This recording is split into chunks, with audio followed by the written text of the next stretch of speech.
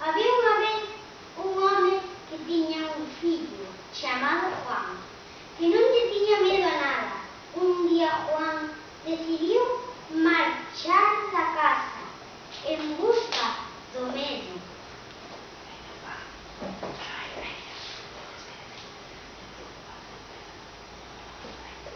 O Juan sin medo non lle tiña medo a nada.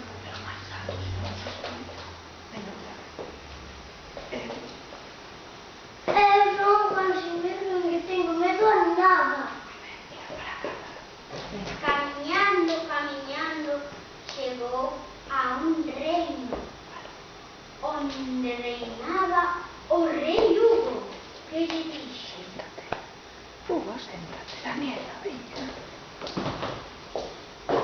Que lle tes que decir, Hugo? Vai a ver como. Hugo, que lle tes que decir?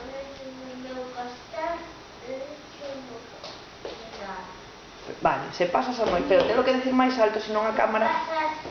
O meu pastel é un regalo. Moi ben.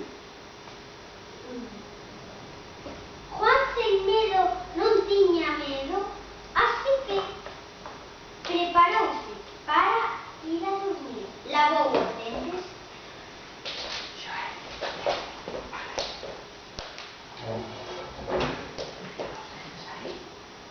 puxo o pixama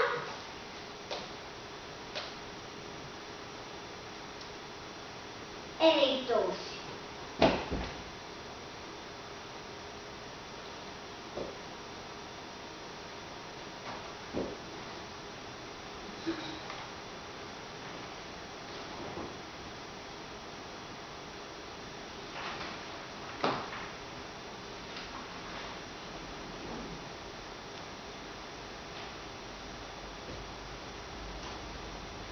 No medio da noite,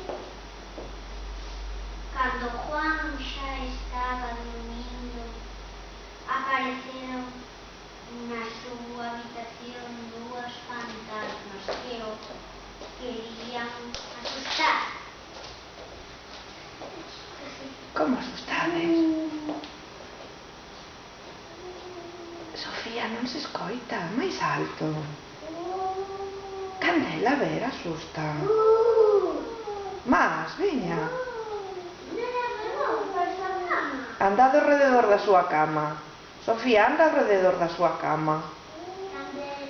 Anda alrededor da súa cama, Candela, asustando. Veña. Veña, más.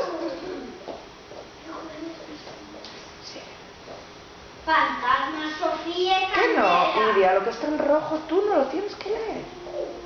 Venga, sí. Juan sen medo despertou, pero non se asustou.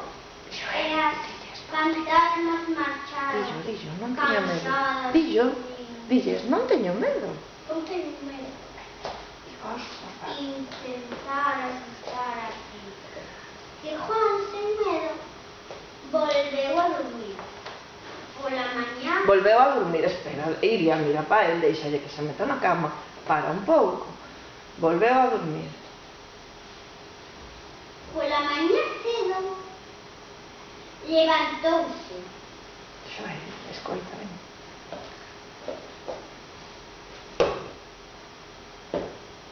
E foi falar co rei Hugo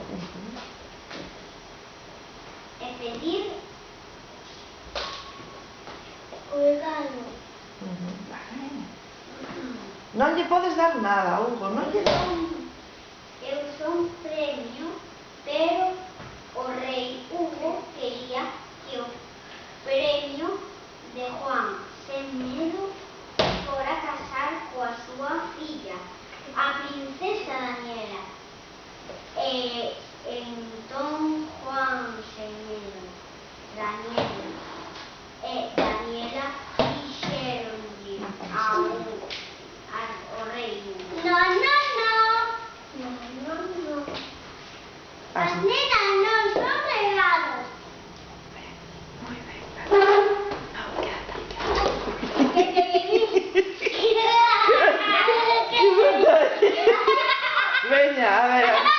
Espera, Daniela, as nenas non son regalo, moi ben. Así foi.